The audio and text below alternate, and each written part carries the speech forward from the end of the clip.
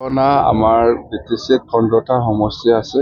এতিয়া আমি এনডিএত আছে। এনডিএ হিচাপে আমি আলোচনা কৰিম। গোটেই অসমত 126টা সমষ্টি আছে।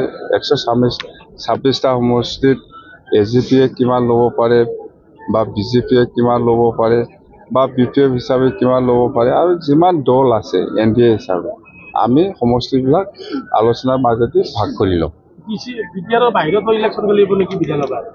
নাই, এইটো আলোচনাৰ মাজেদি হ'ব। এতিয়া 2026 এছেম্বলি নিৰ্বাচনৰ কাৰণে এনডিএ হিচাপে আলোচনা আৰম্ভই কৰা নাই।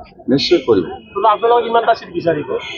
নাই, এইটোতো দলৰ মাজত আলোচনা হ'ব না। এতিয়া আমি ক'ব নোৱাৰে আমি কিমান বিচাৰিম আজিৰ দিনত কোৱাৰ কাৰণে মোৰ ঠিক নহয়, বা দলত আলোচনা হোৱাৰ পিছত মই ক'ম।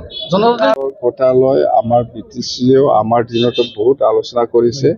ইয়াত 2টা-3টা পাৰ্টি সোমাই আছে। মুঠতে আমি এইবাৰ এই স্কুলৰ যিটো এডমিনিষ্ট্ৰেটিভ বা কনষ্ট্ৰাকশ্যন গোটেই বস্তুটো আমি ঠিক কৰিম বুলি আমি চিন্তা কৰিছোঁ। অতি সোনকালে যি হ'ব মুঠতে ছাত্ৰ ছাত্ৰীসকলে যেনেকুৱা কষ্ট পাই আছে শিক্ষাৰ ক্ষেত্ৰত, এইটো আমি ফাৰ্ষ্ট প্ৰায়ৰিটি দি পেলাই কোনোবা 1-2জনৰ লাভালাভটো চাই পেলাই আমি কাম নকৰিব। ভৱিষ্যত ছাত্ৰ ছাত্ৰীসকলৰ জীৱন আছে ইয়াত, সেইটো চাই পেলাই আমি কাম কৰিম।